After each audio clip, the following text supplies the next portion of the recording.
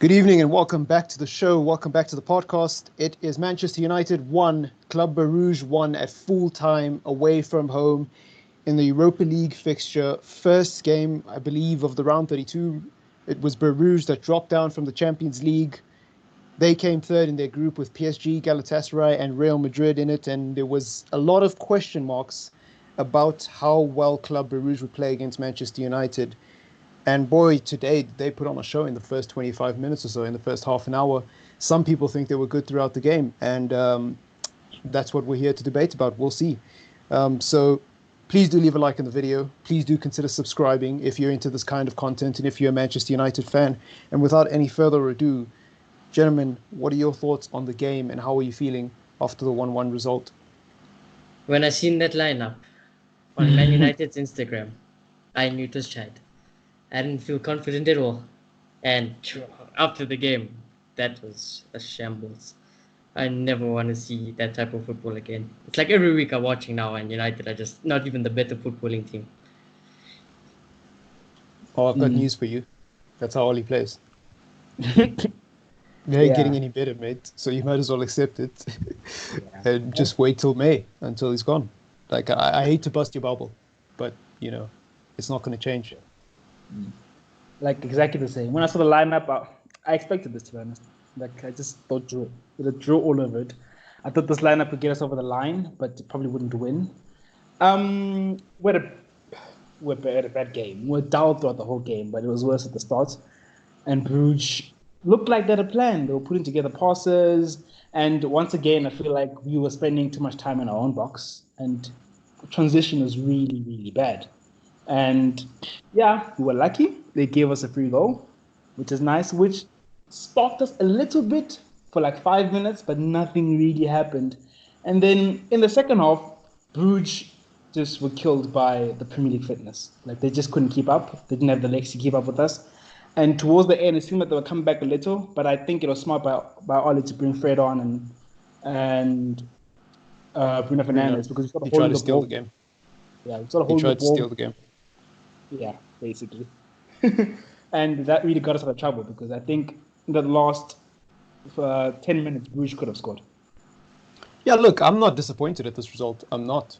I'm genuinely not disappointed. I think when you see Jesse Lingard, Juan Mata, and Pereira in one midfield, or Lingard playing as a striker, wherever he was playing, I think you're fooling yourself and you're extremely naive if you think that's going to produce a good game.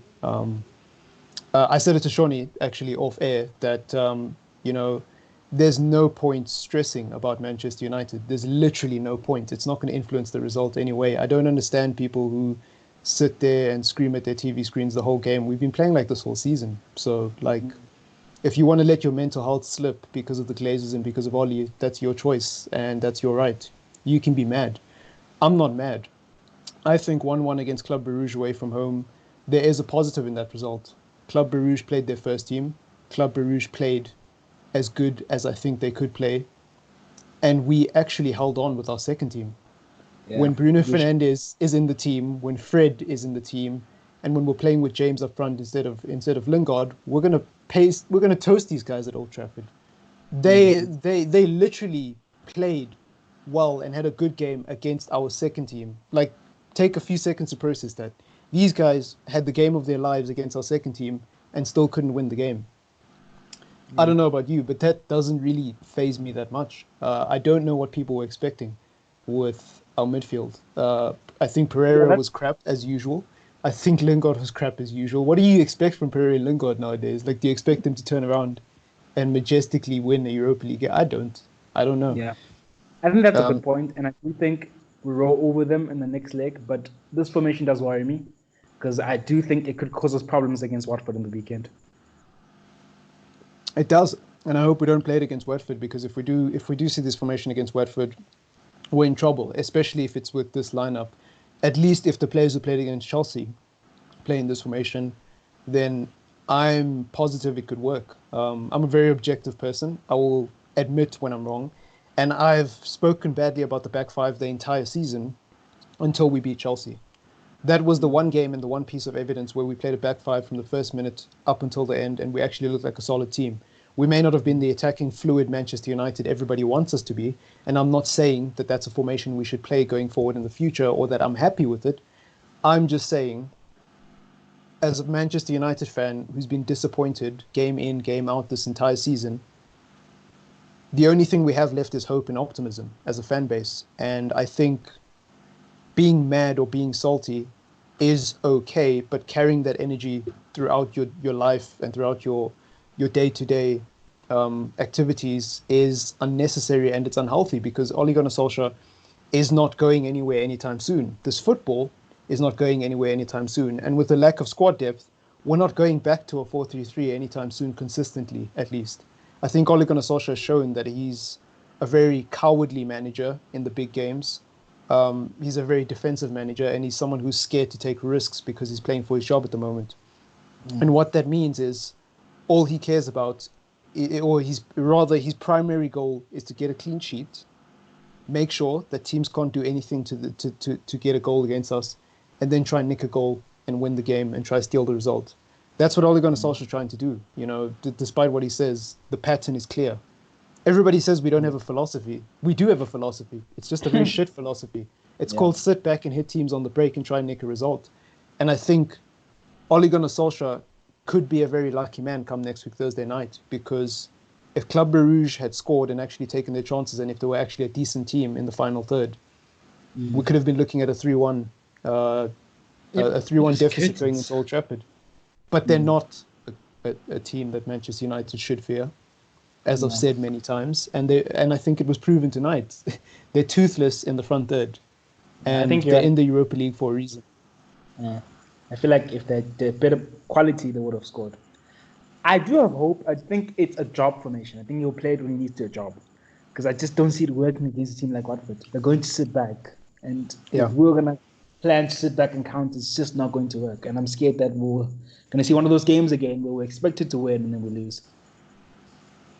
Yeah, look, all I will say with regards to Ole Gunnar Solskjaer at the moment is I'm really not mad at this result, because I think for the first time in a long time, Ole Gunnar Solskjaer has actually made a ballsy decision, which I kind of like, you know. It's very easy to look at this back five formation and say we're negative against Club Brugge. Well, if you look at the squad depth that Ole Gunnar Solskjaer is working with at the moment, he's got 7 games in 21 days, right? So 2 of those games are against Club Brugge. 1 of them is at Old Trafford. 1 of them is away. He's got 3 league games, tough league games. He's won the one against Chelsea, the big one. He's now got to go and do it against Everton and Watford. Who do you want our strongest teams to play against? Because we can't play our strongest teams in all those 5 games. We've been talking about Ole Gunnar Solskjaer resting players the entire season. He finally does it, and people are upset.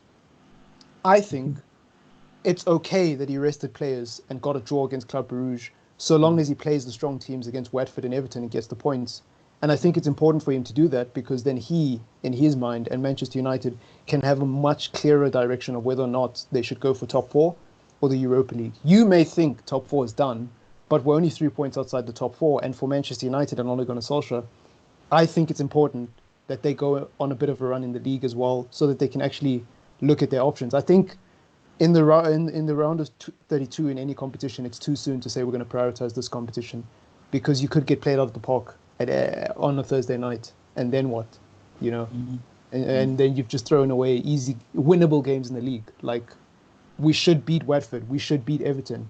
We probably won't if we don't play our strongest team, and that's the reality. And I think I'm really not upset. I think there is 2 positives out of this game. One of them I mentioned earlier. The second positive is that he actually rested players, and that's good to see. Fred didn't play tonight, and that's a good thing. Even though we didn't get the result, it's a good thing, because it means, like, what happens if Fred played today and he got injured? Well, what would we be saying then? Would we be like, oh, no, it's okay. You know, he needed to get the result against Club Brugge. Like, it's okay that Fred got injured. Like, let me ask you guys, actually, since we're having a conversation, how mad would you have been if Fred had played and he got injured today? Yeah, furious. We'd be having him for not resting. You see. And then Fred played against Watford. It's not a bad, looking from an objective point of view, it's not a bad result. I mean, yes, we want to be Man United, and we want Man United not to lose to Jota team like Club Brugge, but there are positives, as you say. We have an away goal, and we should get over the line. Yeah, look, we played terrible football. We did. We played terrible football, but that's not a revelation. That's not a secret, you know. It's kind of like Jesse Lingard. Like if you're still mad at how bad Jesse Lingard is now, like, mate, like we know, mate, we know. It's fashionable to be toxic and rage nowadays in modern society and on Twitter and on social media. It really is fashionable to go in on players like Jesse Lingard. But Brandon Williams was crap as well. You know, Delo was crap as well. Um, Lindelof looked a bit shaky as well at times. Romero's decision when he decided, to go shopping in the middle of a game for the ball was a crap. It was a crap move.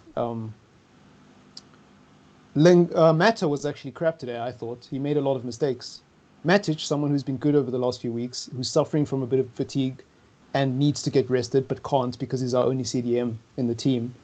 He had a crap game today. So on the whole, you're looking at a Manchester United team where the players we expected to put in a job played crap, and then on top of that, the dead wood that was used as a rotation played crap. That's the problem with Manchester United. When we do rest players, we're vulnerable, and I think tonight's result shows that. I think a lot of people flame Ole Gunnar Solskjaer for not resting players, and rightfully so. At the beginning of the season, we knew we were going to get an injury crisis, and it's Ole Gunnar Solskjaer's fault and Manchester United's fault that they didn't bring in the right players, right? I agree with that 100%. But at the moment, like right now, things could be worse because Ole Gunnar Solskjaer has had a problem with resting players. And I think the answer to Manchester United's problems right now is not just playing the strongest team every game. I think there has to be a decision has to get made eventually. There has to be games where we say, okay, this game we're probably not going to win anyways. Let's go for a draw. Let's play this team with Jesse Lingard in it and Pereira in it because they're just not good enough. Like, do you honestly think that Andreas Pereira playing in a holding role next to Nemanja Matic, Mata in the cam position, and then Lingard out on the right or left with Dan James, do you honestly think that team would have played any better? I don't know. Like, what do you guys think of that? Nope. Yeah, I know. But yeah, but like fat. Yeah, no. It's difficult. No. I think we're all mad at the football, and rightfully so. No. Like the football was atrocious, and it was sore. My eyes were hurting watching that game because I'll never get that 90 minutes back in my life. Yeah, it was bad. It was bad, and I'm not defending Ole Gunnar Solskjaer's football. I'm not defending United's football. We shouldn't be playing the way we did today. But what are you gonna do? You know, like that's where we are, and I'm so over it. You know, like Rance, a member of the United stand, said it a long time ago. He was like, if you want me to be throwing tantrums and going to Manchester United games and walking out 15 minutes early, sorry, you ain't gonna get that. And if that makes me a bad fan, I'm sorry. And I'm the same at the moment. Like, I really don't know how to be upset anymore because I've developed such an apathetic attitude. I'm not even disappointed by the stink of a game Lingard and Pereira had because that's what I expect from them now. I'm used to it. I don't accept it, but I'm used to it. But anyways, let's get into the player ratings. Yeah, it's difficult. Romero out of 10. Disappointing from Romero, Usually we expect better for him today. Today he came out so much. He came out a lot, and usually we don't ever see that. To be fair, yeah. No, but he came out a few times. He came out a lot, and it could have been a yikes a few times. Yeah. So I don't know if he was maybe told to do that today. I don't know. Maybe it's a tactical thing. I don't know, but I think he was just trying to be a hero, to be honest. And I think it was just poor overall. So 5. I'm okay with it though. Remember, it doesn't have that many bad games. Yeah, I'm okay. Yeah, I know. I'm not mad. You can excuse it because he's always consistent. One bad game is bound to happen, but it was a bad game. So I'm gonna give him. I would have been upset if he conceded like 3 goals. Is that a 4 and a 5 then? Yeah. 4 and a 5. The 4's a bit harsh though. He only made 1 mistake. I don't know because he made some good saves. I feel like he made some good saves, some really good saves. He did, but it was a big mistake. That's true. 4 and a 5. You heard it here first. Delo out of 10. I didn't even know the bloke was playing. I missed one Basaka. Terrible today. I really missed my man. Yeah, That's an Yeah, Everton. We didn't have, besides a few corners that he won, he didn't really do much. yeah, we don't Yeah. have our most consistent player there. I mean, it just shows also how much you struggle. And you know, Delo, I usually expect better because he can generally put in a good cross. He can generally go forward very well. Today was a shambles. Five it, also. it was very strange because he's usually very productive going forward, but I just didn't see it today. I'm not sure who was playing in front of him. I'm not completely sure how the formation was working, but No one was playing he in front of was him, mate. was I'm saying nobody was playing in front of him, mate, because that's this formation. There's no wingers, so he had that whole flank to himself, like Wan-Bissaka yeah, did in the night against Chelsea. That's the problem. yeah, that makes it even worse. I think he had a poor game. I didn't see him. Yeah. So five. And I think fitness is a problem with Delo as well, because at least with Wan-Bissaka, Wan-Bissaka, although he's been suffering from fatigue lately, he does run up and down that flank. Like, he bossed that flank against Chelsea. He didn't need help on that right-hand side. And you'd expect the same from Delo, but again, I think, it's another case of another player just not being in the right mental space, and perhaps not being as consistent as we expect because he spent so much time in the recovery room rather than on the field playing minutes for I feel like the Manchester whole team United. was flat today, though. The tempo. It was, but then that's the thing, and we'll get to the rest of the other players. That's the thing, though. But if you look at our selection today, a lot of the players who played in the team today haven't played in a while for Manchester United, and I mean even before the 2 week break, bar Lindelof. But Lindelof was ill for the Chelsea game, so Lindelof realistically hasn't played football for the last 2 weeks, plus the Chelsea game. On top of that, Delo. When was the last time Delo played a full game? Right? When was the last time Pereira played a full game? When was the last time Lingard played a full game? When was the last time all four of those players actually played well? And then on top of that, Matic has been dropping in form. So that's 5 players in the Manchester United team that either haven't played or haven't played well enough for a very long time. You add Brandon Williams having a bad game on top of that, Luke Shaw playing in the centre-back role, who's been good, but he's going to drop off eventually. Maguire, who plays every single game and also looked a bit flat today, rightfully so, because he plays every single game and does so much for Manchester United at the back. Tony, isolated in front. Mata, who just looked tired today. And then Romero, who made a mistake. That's 11 players who had a bad game. What do you expect, But anyways, Lindelof out of 10. 4. Very slow. Very lethargic. Got It's chowed difficult. by It's Percy difficult Tau. with Lindelof. I like Yeah, and he just Lindelof, and I came always back. feel sorry for him, but And I like him also. I like him no more sympathy than Bailly. points. Yeah, no sympathy Yeah. points. 4. No, he did look a little bit out of sorts today. Like first, especially in the first half, it was going down for him there. Yeah, so yeah, it was. I wouldn't say 4 because I think he grew slightly into the game and he was very slow. I'll agree with you, Nick there. 6 average.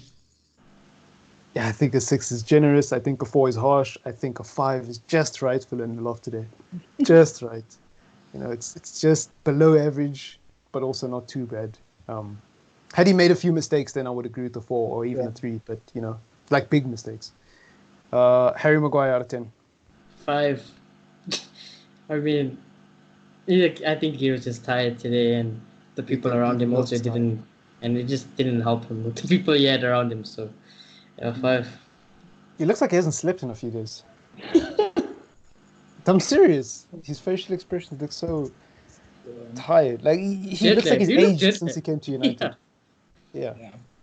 Look, I think he was one of our better defenders, but that doesn't say much after today.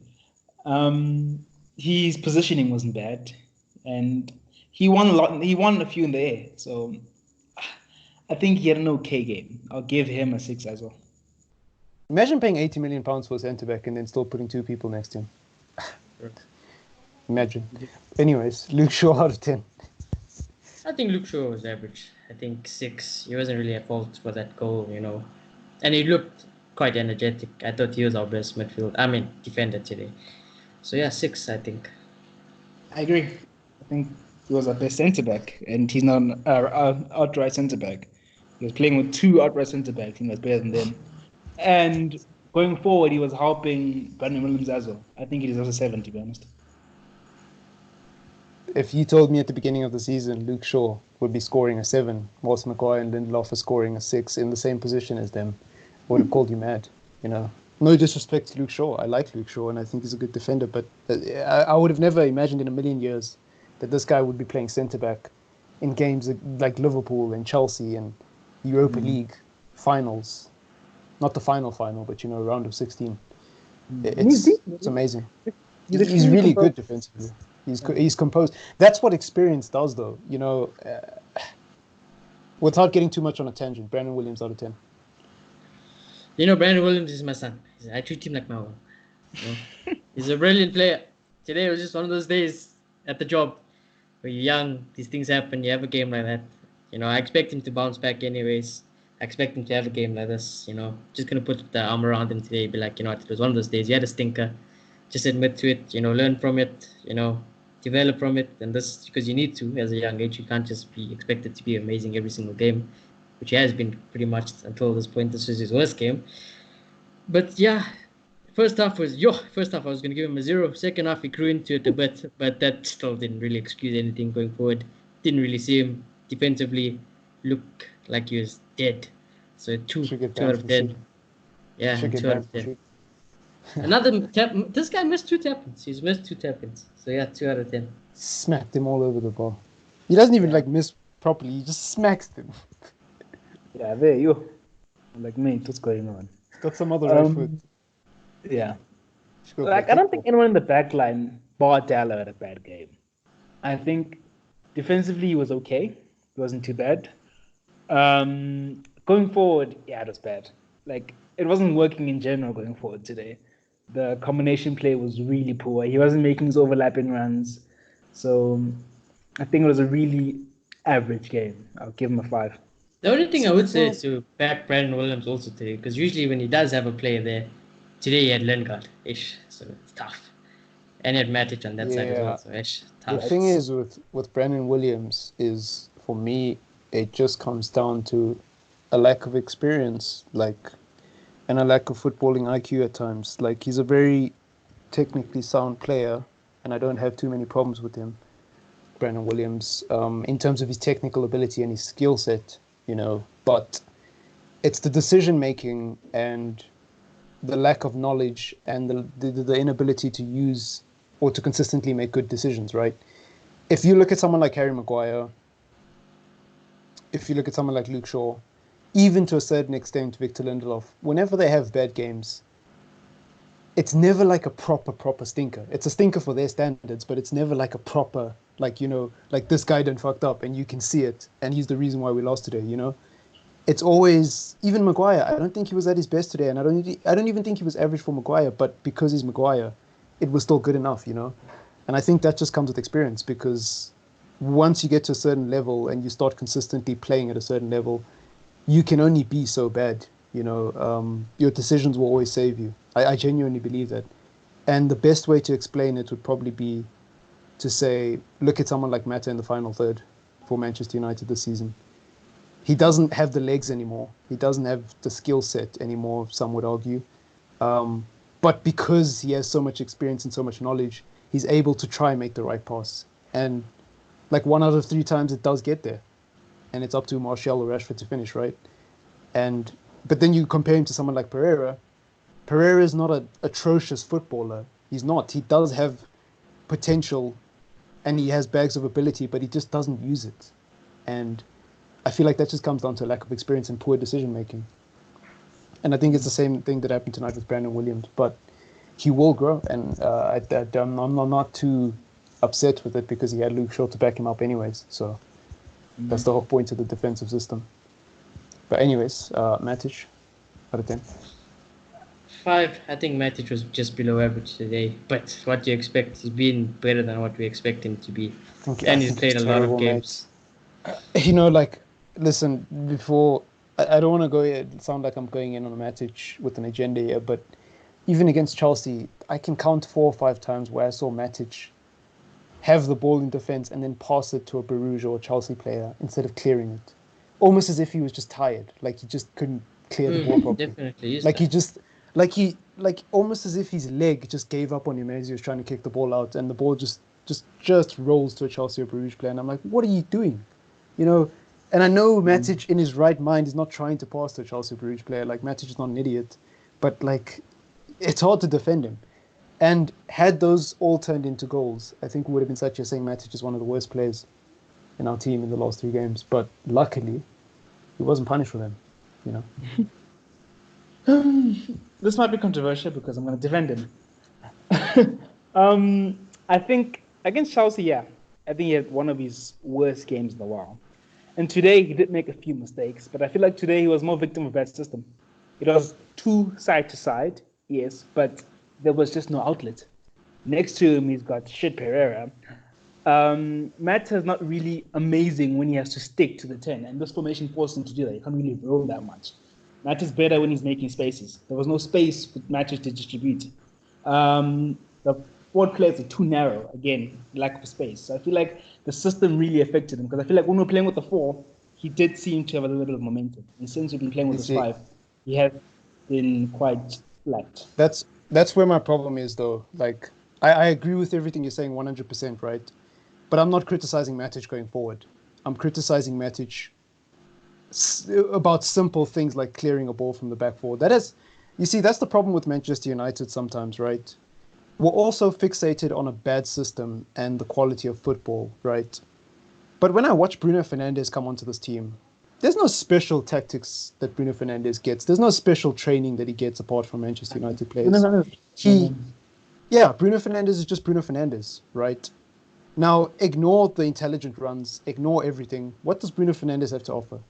He can hold the ball, he can pass the ball, he can cross the ball, he can shoot the ball, he can hit the target, he can get the ball to the player that he's trying to get to without any major hassles, right? That's got nothing to do with the system. That's got nothing to do with the system. That's got to do with your ability and your IQ as a footballer. And whilst I agree, the system has had a part to play in Matic's form and everybody's form in this team, I just think some things are like you can't defend them. And I know Shoni knows what I'm talking about. Matic literally passed it to a Bruges player inside our box, and I was like, mate, clear the ball. That's got nothing to do with tactics. And there was no one in front of him, so it's not like he was passing to someone. There was no one in the clear area where I could say, oh, he was just trying to play out the back. I genuinely think he just didn't have the legs to clear the ball. Like, he's that tired and he's that finished as a footballer at this level.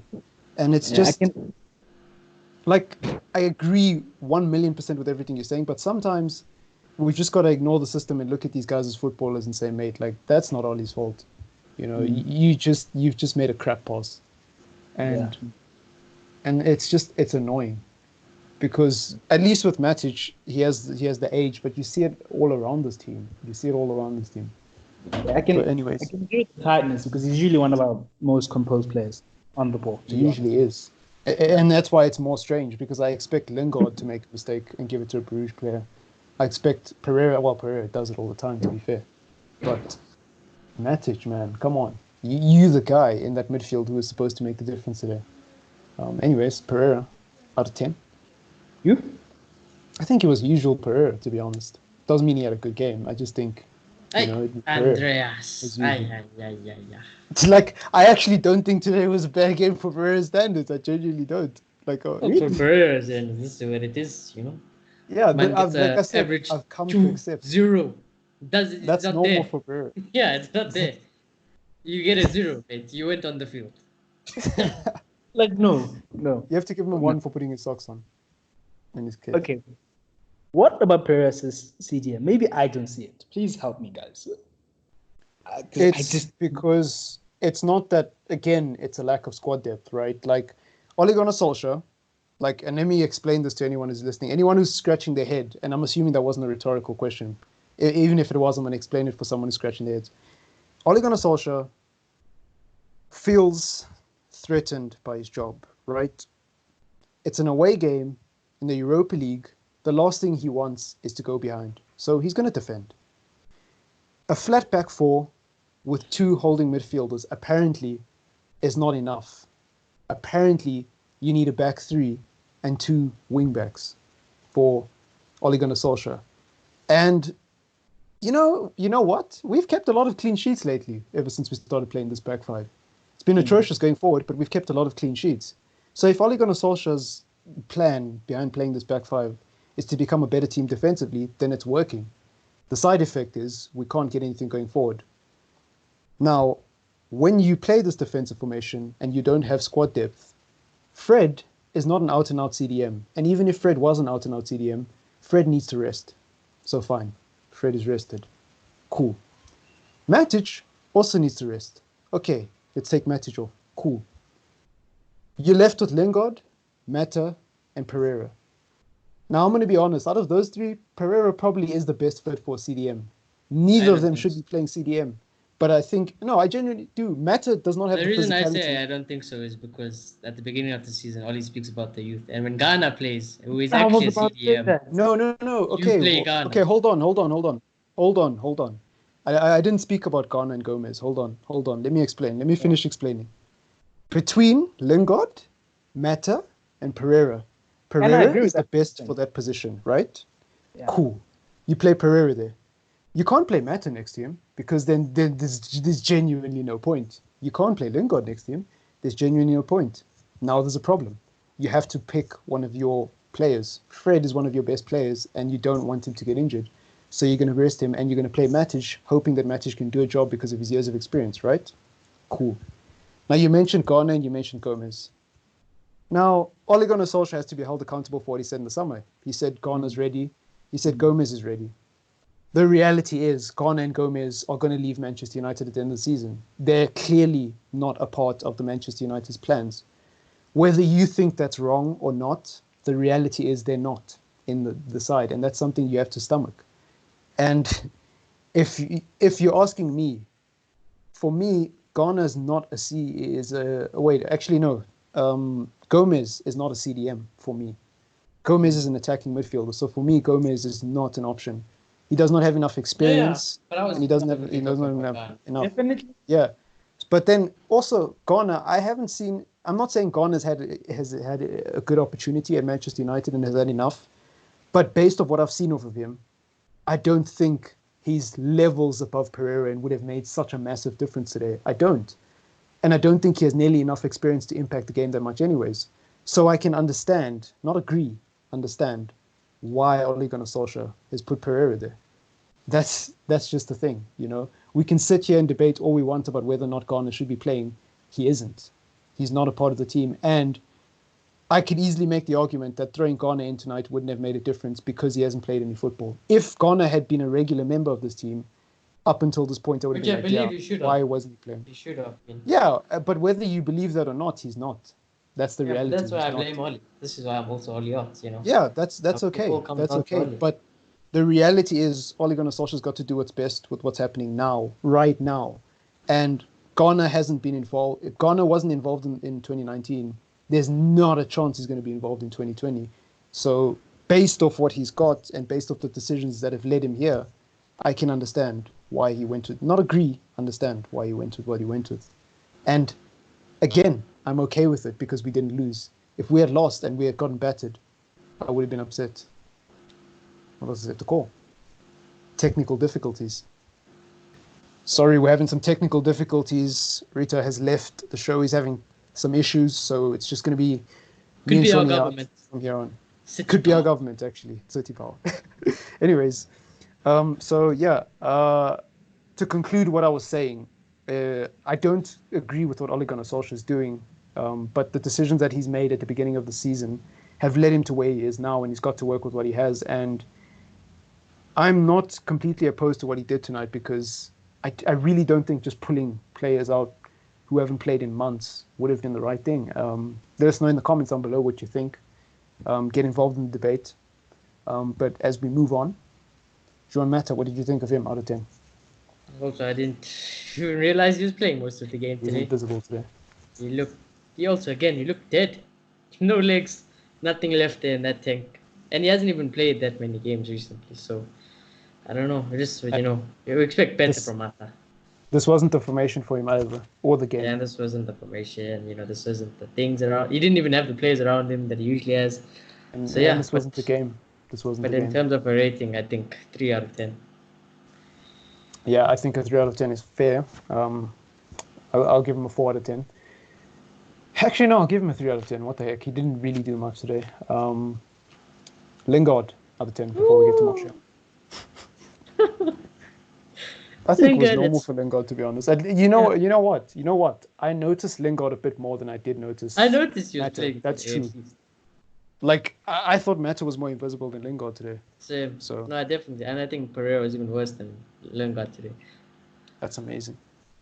But I don't know. Yeah, Lingard at striker, he won the ball a few times, but yeah, this is what we expect from Lingard. This is a one. He came to the pitch, he played. Look, I think I'll give him a 4 because I think it was better than Mata. I can't score him lower than Mata. I think it's just Based with on today. Lingard also. I'm just like, I think lots of the fans also. Yeah, you gotta give ratings for the band sometimes. I get it. Yeah. Tony Marshall out of 10. I think Tony had a stink of a game until that genius interception, and it's not his fault. It's not his fault, obviously. Yeah. I was going to say, I'm not going to say that he did have a stink of a game. I think today when I seen that lineup, I was like, oh, he left my boy Tony for dead. I even said before the game started, I was like, yeah, Martial will struggle a lot today. And the only way Martial scored today was a gift, a present, a throw-in that he fed off, pounced on it, and that's what a striker does.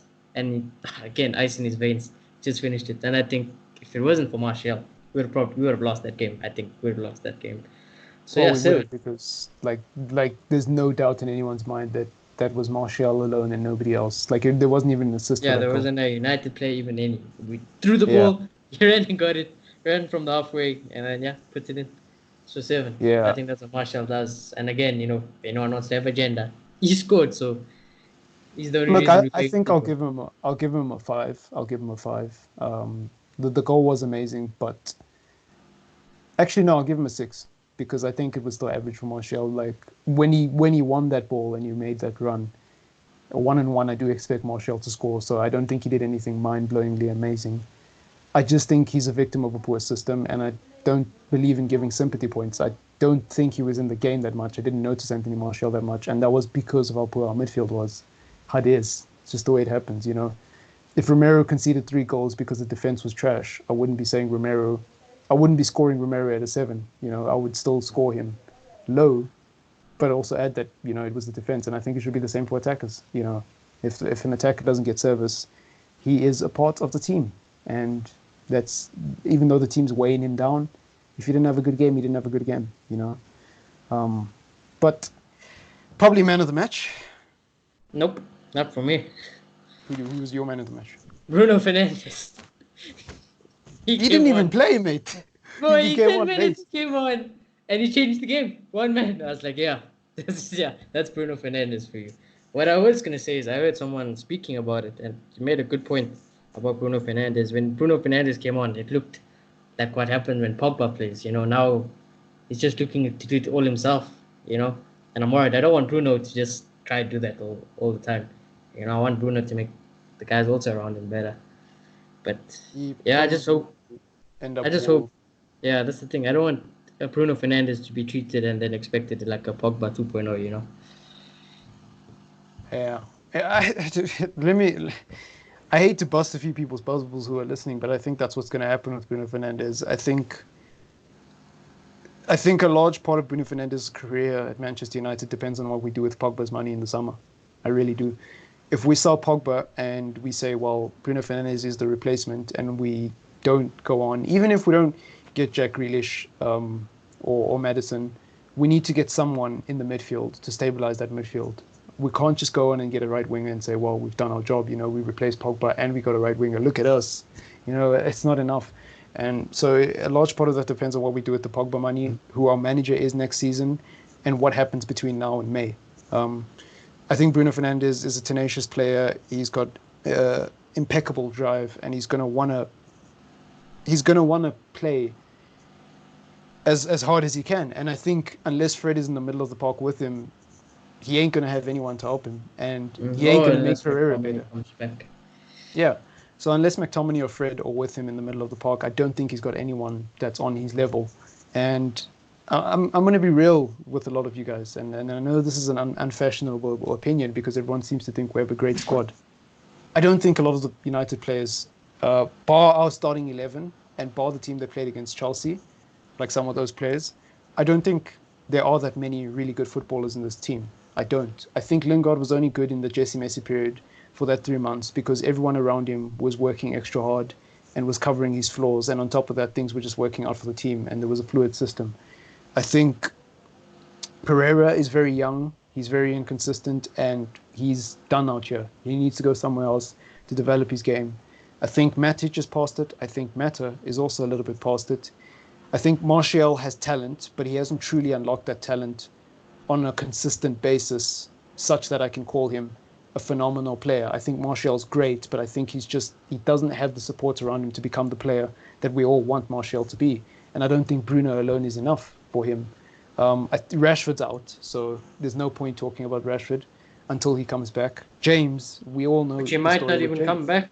He probably won't be back this season, to be honest. And even when he does come back, the only way he's going to be relevant, I think, is if we're still in the Europa, because I don't think he'll make that much of a difference in a top 4 race. I think if we don't get into the top 4 within the next few weeks, it's done anyways. But that's a topic for another day.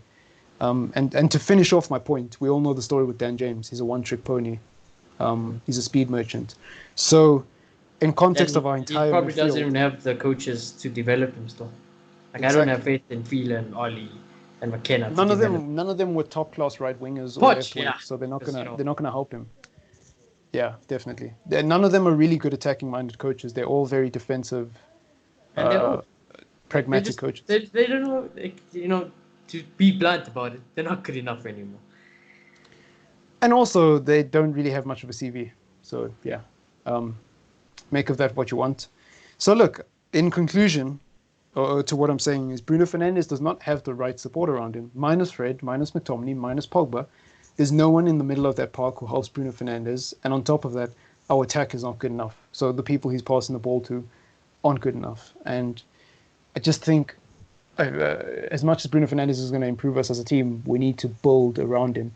That's kind of why I want someone like Paul Pogba to go, because I think it will be good for Pogba's career and it will be good for Manchester United if Pogba goes, because we can actually get exposed for the problems we have. We need to stop this thing of bringing in a superstar and relying on their talent. And then when they want to leave, we're in panic and we can't play football all of a sudden because one player is missing in our team.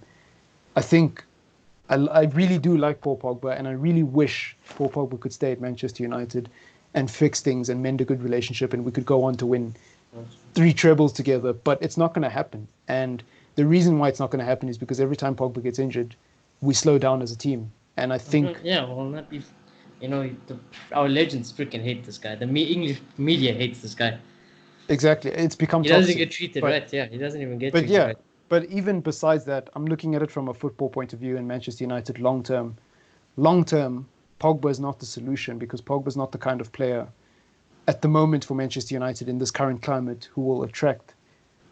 Pogba, basically what I'm saying is Pogba's not enough to fix Manchester United. And we need more than just Paul Pogba. We don't need 5 Paul Pogbas in our midfield. We need to sell Paul Pogba, use that money to build a team with 3 or 4 decent players, like Liverpool have done. Liverpool don't have a Paul Pogba in the middle of the field. They have 3 hard-working midfielders who are good enough to do a job and get the ball forward to their front men. Because Liverpool don't even have a Bruno. Exactly, they don't even have a Bruno. So we don't need someone like Paul Pogba. And the reason why I want Paul Pogba to go is not because I don't like him, not because I don't think he has been a success at Manchester United. He's been inconsistent. He's been in the recovery ward. And every time this guy is not a part of the Manchester United team, there's always toxicity in the fan base, and there's always just something going on. And I'm over it. I'm sick of talking about Pogba.